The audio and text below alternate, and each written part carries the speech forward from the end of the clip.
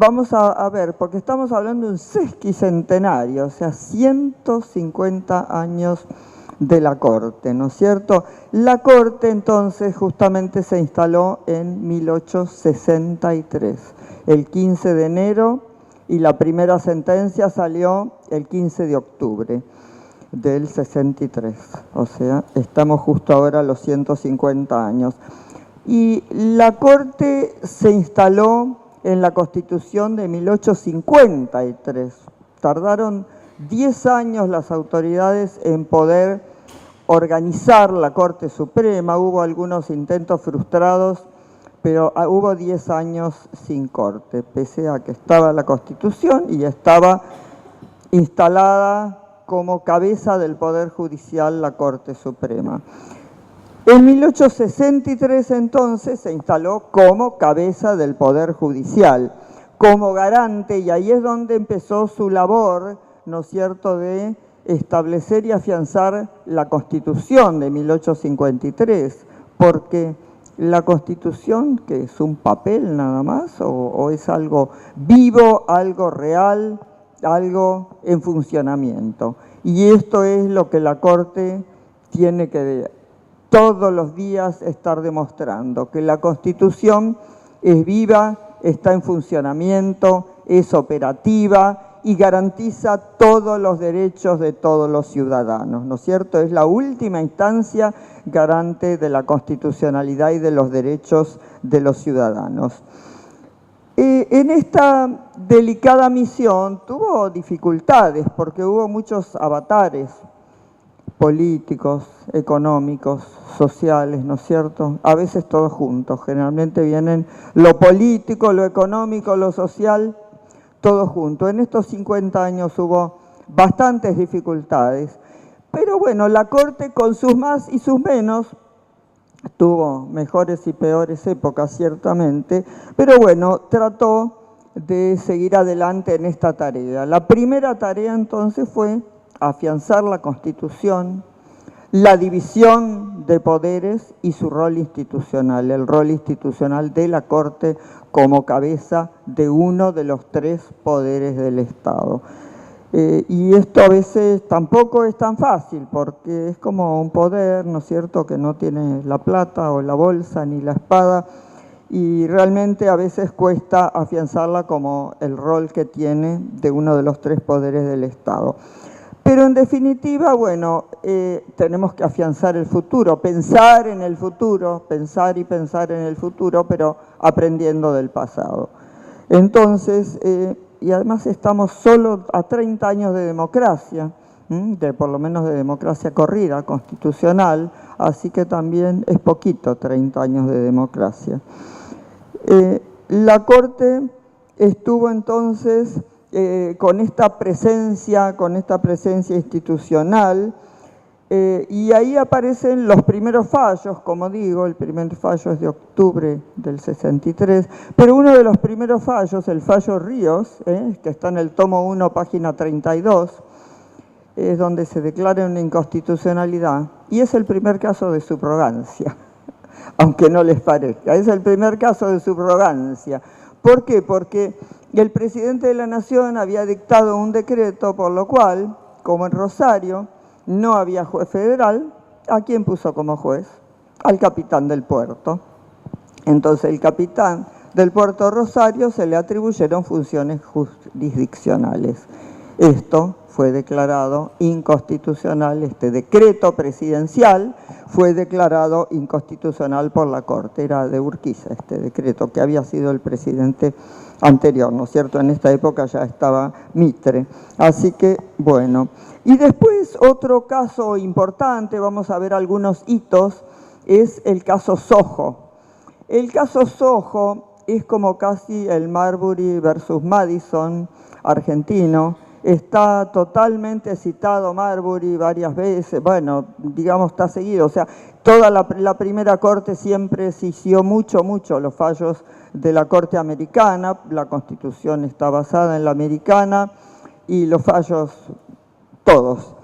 Pero bueno, acá era para modelar el control de constitucionalidad y realmente nosotros somos de los pocos. Bueno, antes había algunos más que tenemos el sistema del control difuso, y acá, bueno, dentro de esto estábamos con el afianzamiento del control de constitucionalidad. El caso Sojo se refiere a un caricaturista, un dibujante, era Sojo, de una revista El Quijote, y que hacía humor político, y dentro de esto hizo varias caricaturas de diputados, y a la Cámara de Diputados, a los legisladores, no se les ocurrió nada mejor que arrestarlo durante todo el periodo legislativo. Así que quedó arrestado Sojo durante todo el periodo legislativo, y él interpuso un habeas corpus ante la Corte Suprema de Justicia de la Nación. La Corte en este caso dijo, bueno, si tomáramos al Congreso como un tribunal de primera instancia y esto como una apelación, en realidad habría un trastrocamiento total de la división de poderes, porque el Congreso jamás podría atribuirse estas funciones de tribunal de primera instancia. Pero entonces tenemos que pensar que Sojo viene acá en ejercicio de la competencia originaria de la Corte. Y justamente en esto se sigue a Marbury, porque la Corte solamente tiene competencia originaria en los casos en que la Constitución dice que tiene competencia originaria. La Corte no tiene otra competencia que esta, y atribuir por ley una competencia originaria es imposible, porque Sojo se basaba en la Ley 27, una de las pocas leyes que existía en ese momento. Entonces, lo que dijo la Corte fue, bueno, si esta ley nos estuviera atribuyendo competencia originaria, sería una ley inconstitucional. Solamente podría estar atribuida si se hubiera o con una reforma constitucional. Hace falta para esto una reforma constitucional. Entonces dijo que no tenía competencia en el caso, que la competencia únicamente hubiera sido si Sojo hubiera sido embajador, ministro o representante extranjero, ¿no es cierto? Y si no, tenía que venir por grado de apelación, así que viniera por grado de apelación desde el tribunal que correspondiera. Bueno, después otros hitos, ya también creando derechos, son los amparos, Siri y Cot. También creados de la nada por la Corte, porque Siri, bueno, era un señor que tenía una imprenta, un diario en Mercedes, provincia de Buenos Aires, y era, bueno, una época de gobierno de facto, le cerraron el diario. El fallo es del 57, ¿no es cierto? Le cerraron el diario, nadie sabía por qué, tenía algunos, no sé, fuerzas armadas en la puerta. La cuestión es que le cerraron el diario y él fue, acá no a la Corte en recurso, digamos, se fue a través del sistema normal, o sea, venía por apelación extraordinaria en este caso. El juez de primera instancia, porque él dijo que él quería ampararse en la Constitución porque estaba en juego la libertad de imprenta y la libertad de trabajar, que le habían cerrado su fuente de trabajo y además su modo de expresión. Frente a esto, el juez de primera instancia le dijo, no, solamente se puede acudir en forma de habeas corpus cuando está en juego la libertad individual. Si no está en juego la libertad individual, acá hay que rechazar la demanda, porque esto no puede ser un proceso así rápido, inmediato. Hay que acudir al procedimiento ordinario. Todos los derechos se ejercen a través de los procedimientos ordinarios. Bueno, la primera instancia le rechazaron, diciendo no es habeas corpus. En la Cámara también le rechazaron, esto no es habeas corpus, no está en juego su libertad personal. En su momento lo habían metido preso, pero ya no estaba más preso, así que no estaba en juego la libertad personal, tampoco ni cuando inició la acción. Y acudió a la Corte en recurso extraordinario. Y acá la Corte entendió que si bien no había ninguna ley que le daba un derecho, una forma de acudir así tan rápida, él quería ampararse en la Constitución. Y esto es el primer caso donde se hace la Constitución inmediatamente operativa, porque pese a no haber ley que reglamenta el ejercicio de los derechos, justamente se le permitió esta acción que ahí se llamó de amparo. Siria entonces inició la primera acción de amparo. El expediente, yo lo tuve, la copia en mi mano, es así finito, aunque parezca mentira, porque se resolvió muy rápido todas las instancias y ahí la Corte amparó a Siri en 1957. En 1958, porque esto era contra actos del Estado, en 1958 se presenta el caso Cot, que se refiere a los obreros de una fábrica que habían tomado el establecimiento.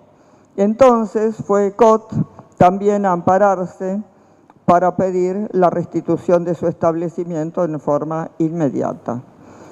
Y acá se le dio también entendiendo que no era solo contra actos del Estado, que también contra actos de particulares se podía iniciar un amparo. Bueno, todo esto es el origen, después hubo leyes y ahora ciertamente en la Constitución del 94 recién está completo el proceso de amparo, ¿no es cierto? Pero ya hay mucho amparo. Bueno, en realidad últimamente no hay nada más que amparos, no hay otros juicios, ya parece que los procedimientos ordinarios, comunes no existen más, todos son amparos. Los penalistas no saben, pero los que están en civil, comercial, todo es amparo, ¿no es cierto?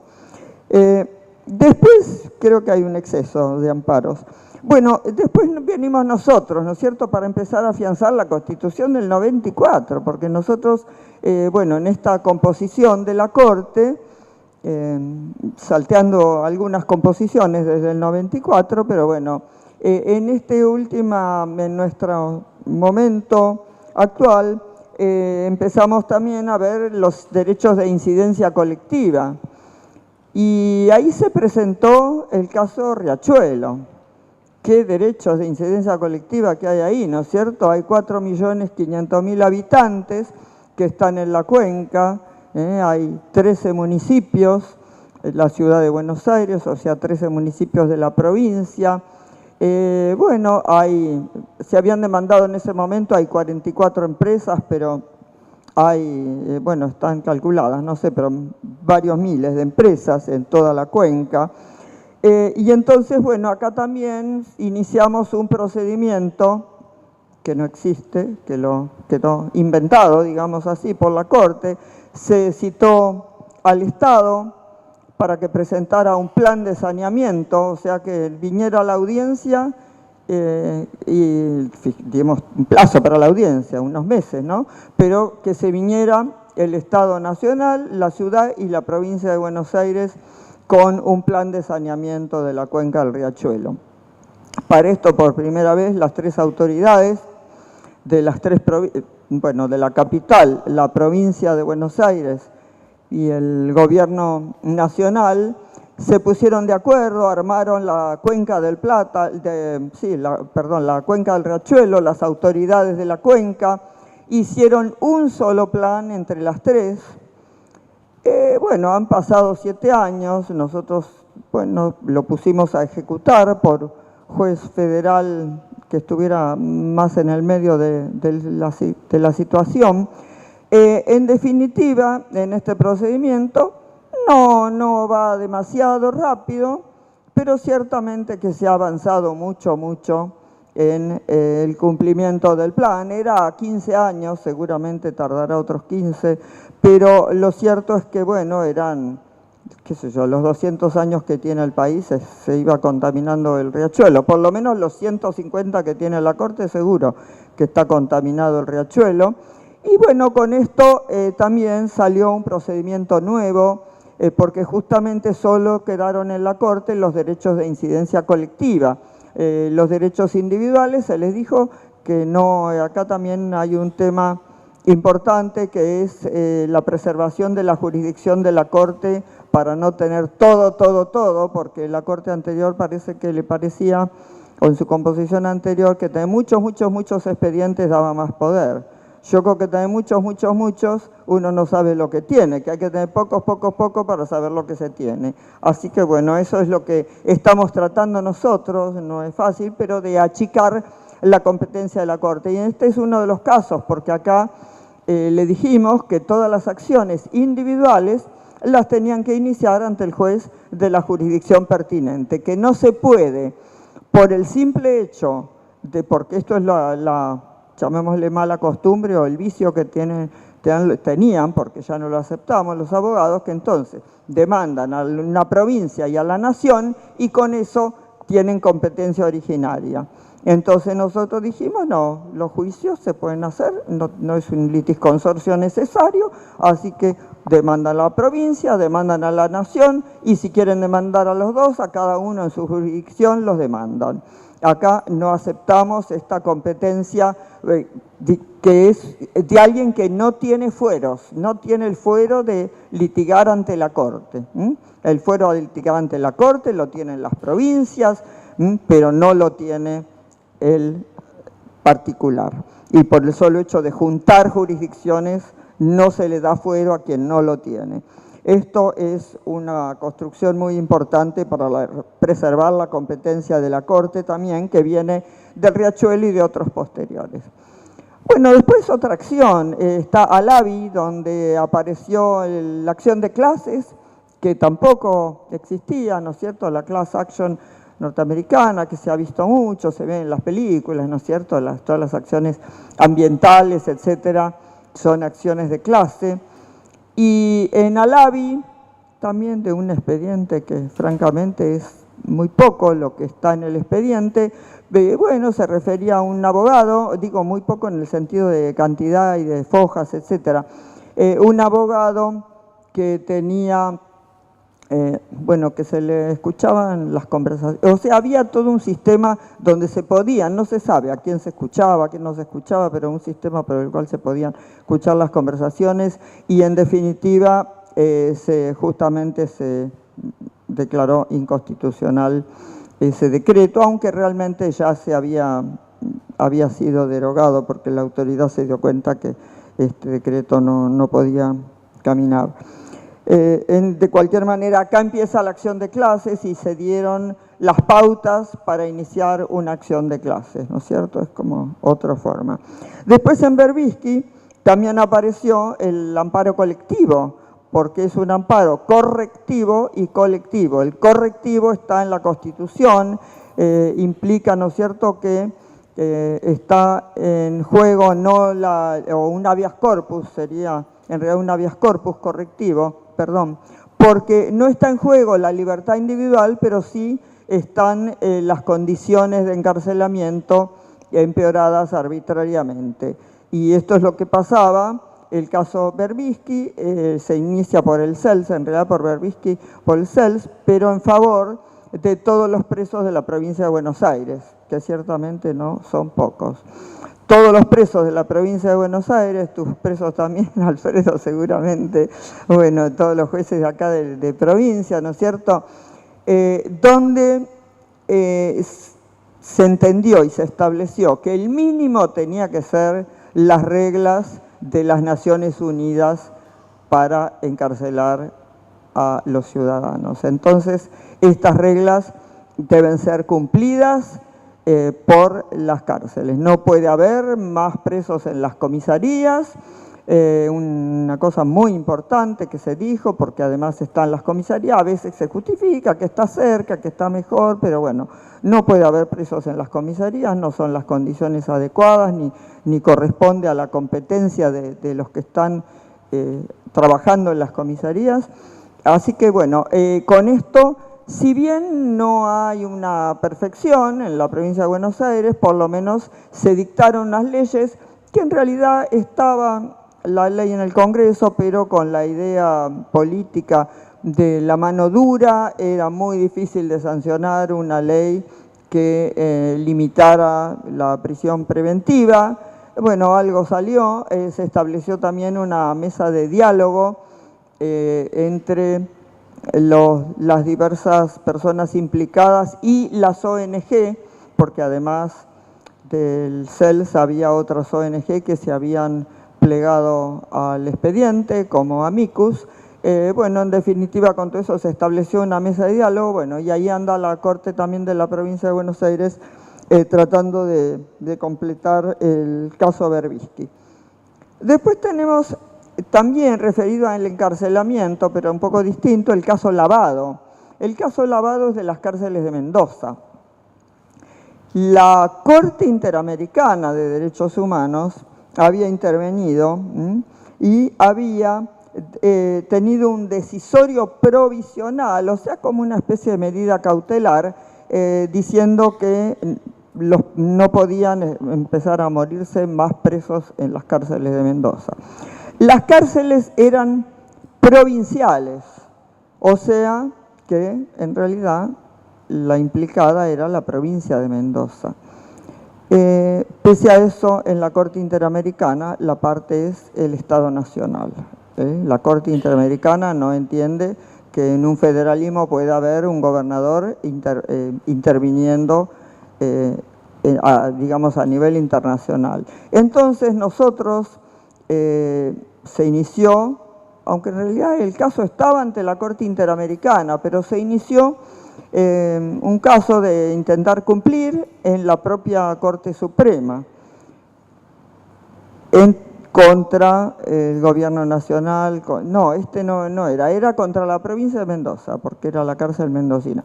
En realidad nosotros, lo cierto es que éramos incompetentes, no teníamos jurisdicción, pero a título cautelar y preventivo, el propio Código Procesal indica que aún el juez incompetente puede dictar medidas precautorias, medidas previas, preliminares, diligencias preliminares. Nosotros intimamos al gobierno nacional, en realidad en ese momento al presidente Kirchner, al gobierno de Mendoza, en ese momento el después vicepresidente Cobos, para que también con la idea de que no podía haber empeoramiento y que debía haber mejoramiento en la situación de las cárceles de la provincia de Mendoza. También, mal que mal, se va cumpliendo, después nos declaramos incompetentes. También le dijimos a todos los jueces de la provincia de Mendoza que debían ocuparse de que sus presos estén en condiciones, o sea, debían controlar las condiciones de encarcelamiento de los que correspondieran a cada uno, y lo pasamos a la Corte Suprema de la provincia de Mendoza para que se ocupara también del cumplimiento, pero también es un procedimiento absolutamente anómalo y distinto porque en realidad el caso está ante la Corte Interamericana de Derechos Humanos. O sea, vamos abriendo brechas con distintos procedimientos para siempre afianzar derechos humanos y para afianzar ahora nosotros la Constitución del 94 con todos los pactos y los derechos humanos incorporados, ¿no es cierto? Otro caso que merece mencionarse es el caso Badaro. Badaro, uno de los tantos jubilados litigando ante la Corte, tantos y tantos jubilados litigando ante la Corte, declaramos inconstitucional el modo de ajuste de su jubilación. Primero, también en un diálogo de poderes le dimos un plazo de 1 año al Congreso para que dictara una ley de ajuste adecuada. Y bueno, como pasó el año y el Congreso no cumplió adecuadamente, establecimos nosotros el modo de ajuste de la jubilación de Badaro. Y ahí quedó las pautas, y le dijimos al Congreso, eso sí, que tiene que poner pautas de aplicación permanente para el ajuste de las jubilaciones. En realidad hay ahora ciertas pautas de adecuación permanente. Lo que pasaba también que las jubilaciones bajas sí se habían en realidad adecuado bien para la inflación y eventualmente aún mejor que la inflación. Pero las jubilaciones de más de 1.000 pesos, bueno, 1.000 pesos de entonces, pero la de Badaro era de más de 1.000 pesos, que tampoco era una enormidad. Igual no son 1.000 pesos de ahora, pero no era una enormidad. Pero las jubilaciones de más de 1.000 pesos habían quedado prácticamente fuera de todos los decretos de ajuste. Por eso también entendimos que, bueno, este jubilado también merecía un reconocimiento patrimonial de acuerdo a lo que había aportado y lo que había trabajado en su momento, y por eso corresponde ajustar. Después tenemos en materia de derecho del trabajo, hay muchos hitos, porque cambiamos toda la jurisprudencia, la vieja corte, toda, pero empecemos por los dos, digamos, más importantes. Aquino, el caso Aquino, donde la ley de riesgos del trabajo se declaró inconstitucional. En realidad, esta ley de riesgos de trabajo en diversos casos se fue declarando artículo por artículo, inciso por inciso, inconstitucional. No quedó nada a través de distintos fallos, porque en cada fallo se era en contra de algún inciso. Así que así terminó la ley de riesgos de trabajo, que, bueno, están ahí a ver si cómo se reforma, porque por eso hay una especie de agujero negro acá. Entonces, para la reparación integral de un trabajador que estaba baldado, aquí no tenía, se había caído del techo, tenía, qué sé yo, más de 80% de incapacidad. Después está el caso Bisotti, que se refiere a la indemnización por despido, también cuál es la base salarial para la indemnización por despido, porque también, según cómo se tome, era muy miserable, o sea, no reparaba el despido, porque el despido tiene que dar una mínima reparación para justamente cubrir un periodo adecuado mientras se busca nuevo trabajo, eventualmente mientras sale la jubilación si es que ya está en edad. En definitiva, en Bisotti también la base indemnizatoria se estableció con pautas diversas. Los precedentes de la Corte no es como el common law, donde son obligatorios, ciertamente que no son obligatorios.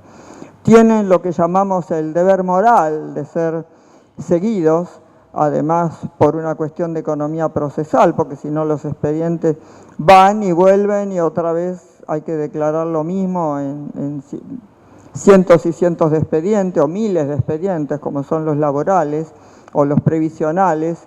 Pero bueno, a eso ya, como se sabe, generalmente los jueces ya lo declararon, ya aplicaron el precedente. Lo que pasa que si un juez no lo aplicó, apela al trabajador. Si lo aplicó, apela el patrón, ¿no es cierto? En definitiva, hay mucha apelación para perder tiempo, pero los jueces lo aplican, lo siguen estrictamente a estos precedentes. Y bueno, ahora a todos estos, como ya se sabe, mientras está seguido el precedente, le ponemos 280. Son parte de todos los artículos 280 que se ven, que es la repetición y repetición del caso que ya se ha decidido en la Corte y que no trae ni un mínimo argumento nuevo como para convencernos de que esto deba ser revocado o modificado.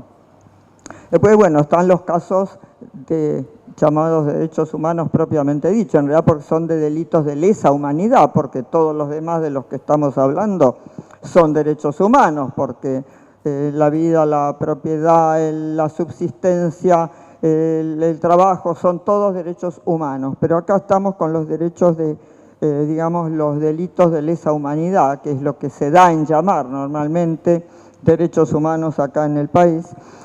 Bueno, el primer caso es el caso Simón.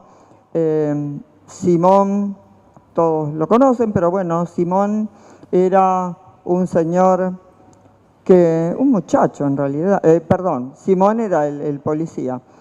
Acá el muchacho es Poblete, un chico que estaba sin piernas, totalmente sin piernas, en silla de ruedas, había tenido un accidente ferroviario, creo, un muchacho muy joven, en silla de ruedas. Bueno, lo secuestraron, era de un movimiento algo así como de peronistas lisiados o no sé, una cosa así se llamaba.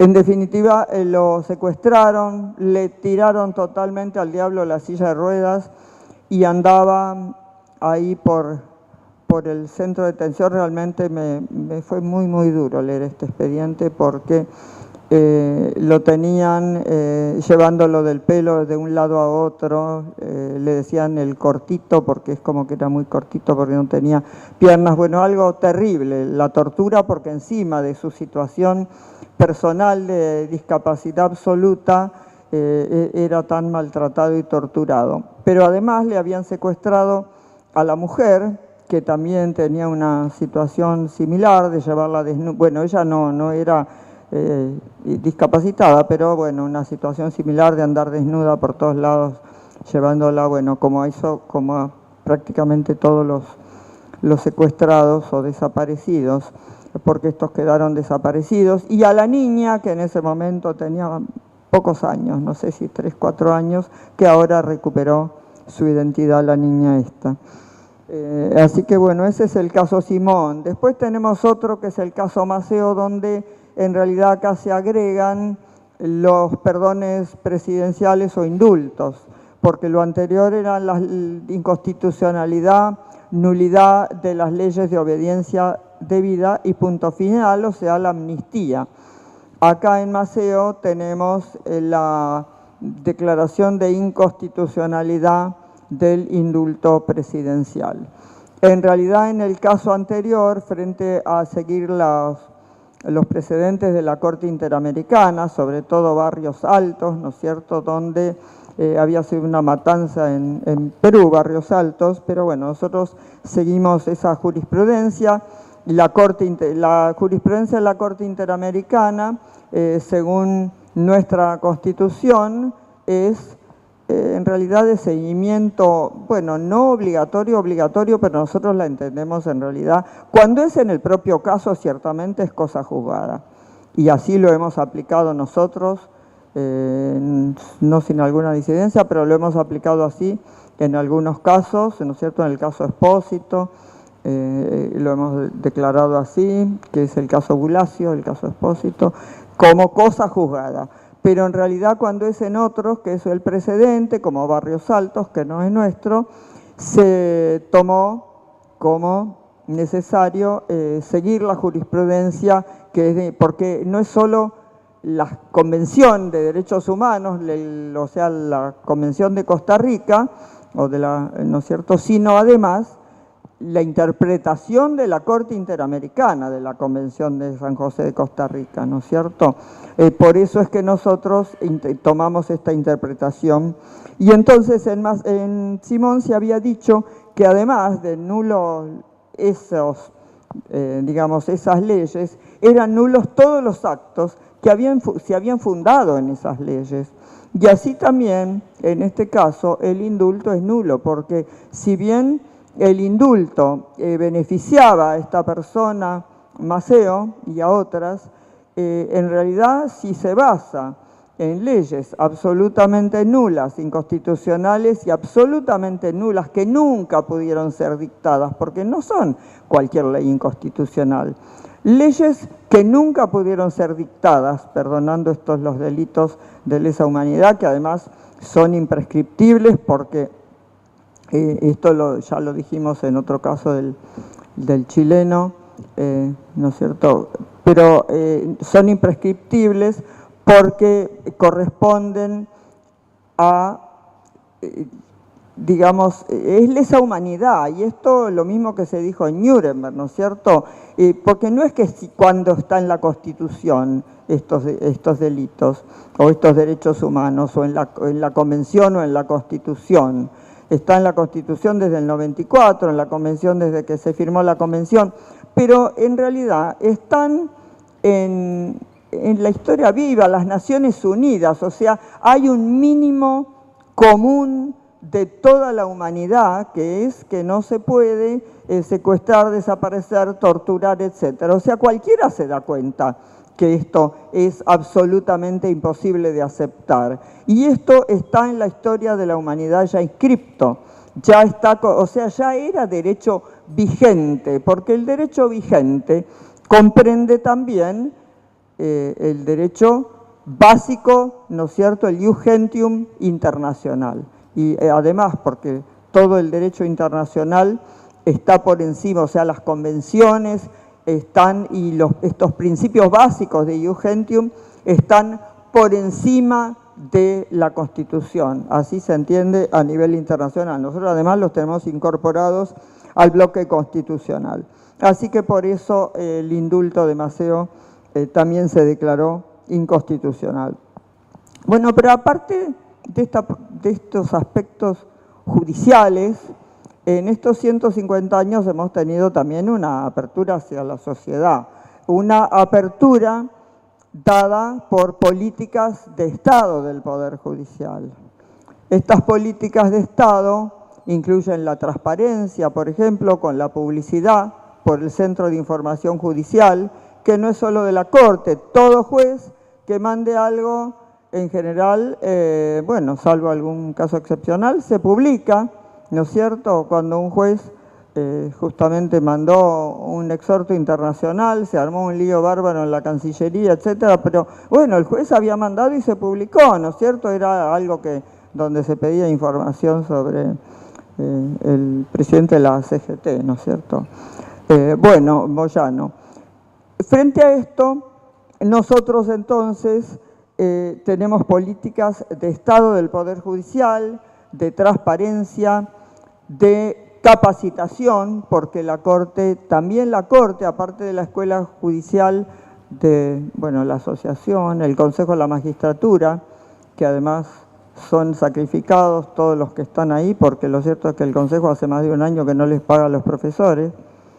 Eso es lamentable. Nosotros por ahora le estamos prestando plata para pagar los sueldos todos los meses, prestando, no sé, a mejor fortuna, porque no sé cuándo se devolverá, pero lo cierto es que estamos, la Corte con su propio, mucho más magro, porque nosotros tenemos el 0,57 del 3,5 y ellos tienen el 2,40 y algo, pero bueno, nosotros en definitiva les estamos prestando plata para pagar los sueldos al Consejo, pero a los profesores tampoco les pagan. Entonces, bueno, pero igual nosotros aparte hacemos la capacitación de empleados, sobre todo en gestión judicial, y además en una forma muy masiva, porque por el sistema de videoconferencias, tenemos 10 jurisdicciones que al mismo tiempo pueden estar aprovechando la capacitación.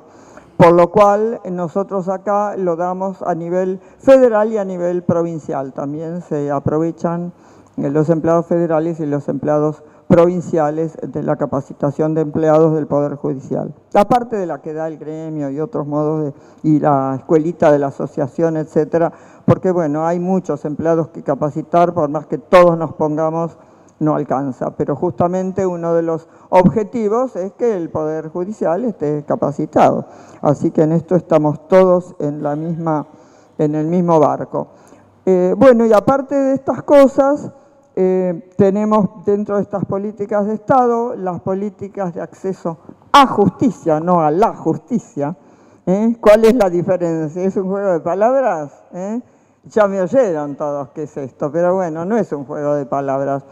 Porque a la justicia quiere decir al Poder Judicial, o sea, acceso a la justicia es, por ejemplo, bueno, un juicio oral, un modo de ir, un procedimiento más rápido, porque es acceder a una sentencia, acceder a que un juez dicte la sentencia de modo mejor, más rápido, por ejemplo, bueno, las tasas judiciales, todas estas cosas que abaraten, que mejoren el acceso a la justicia.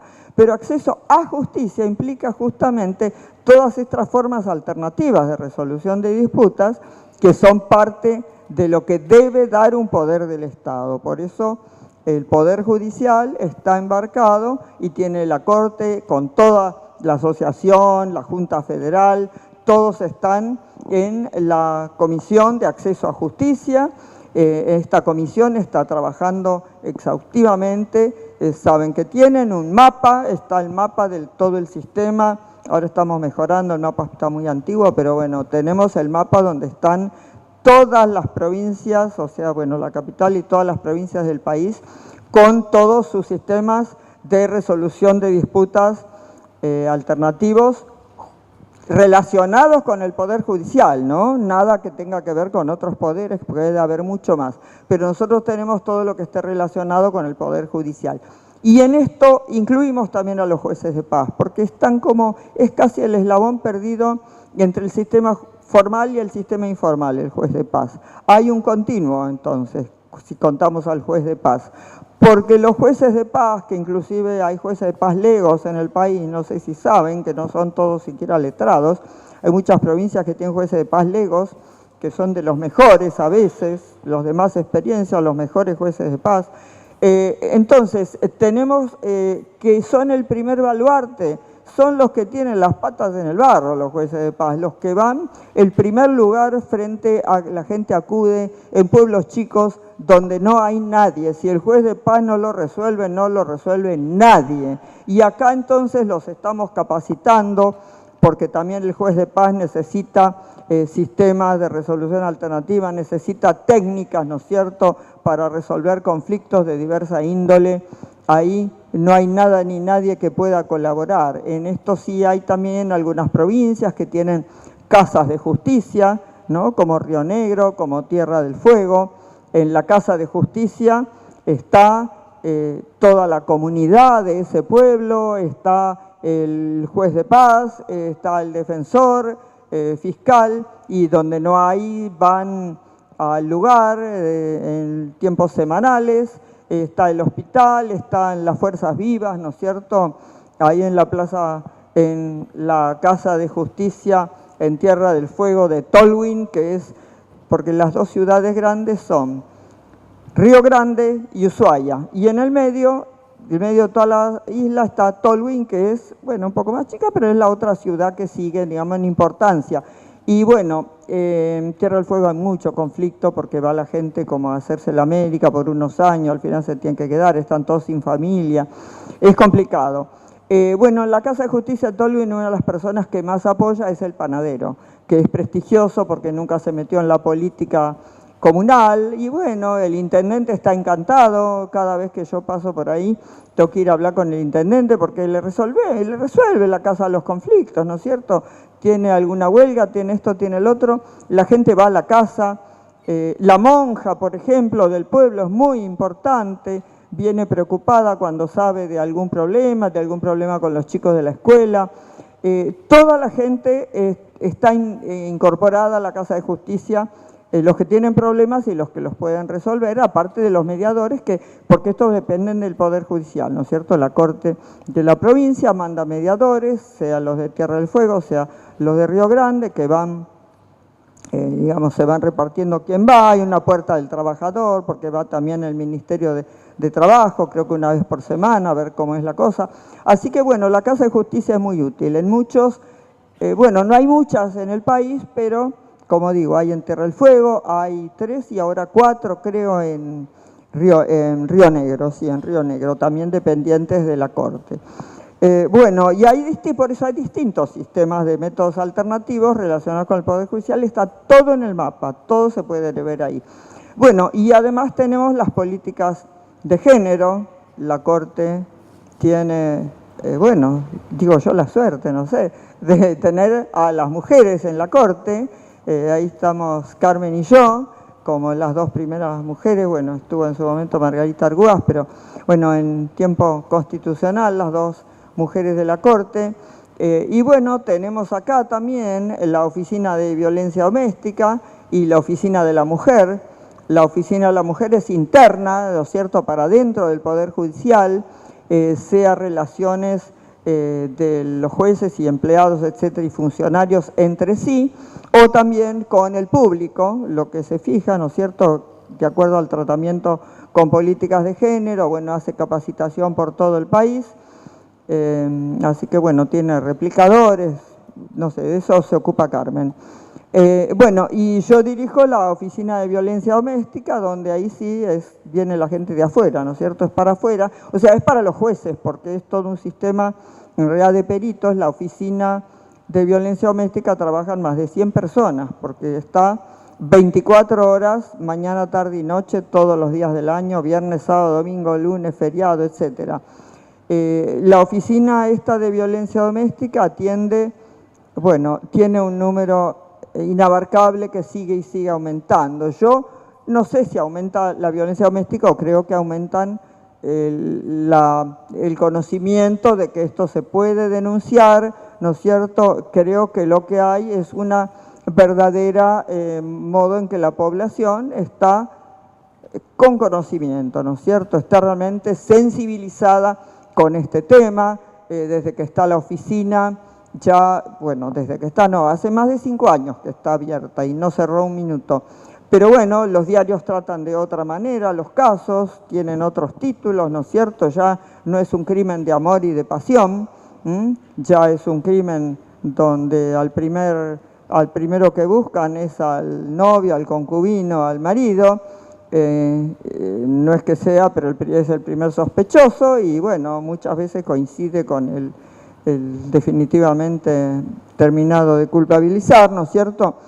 Y condenado, justamente casación, tiene algunas condenas importantes, incluso confirmado por casación, o sea, nosotros no pretendemos condenas, pero sí pretendemos investigación, porque antes en penal esto era absolutamente dejado de lado y además por desconocimiento, porque no es fácil, ¿no es cierto?, que alguien le venga a decir que hace 15 años que viene sufriendo que la maltraten, que la golpeen, que la tiren por ahí, que la empujen, que la insulten, y uno puede decir, pero hace 15 años y todavía está sufriendo, no puede ser, yo no le creo.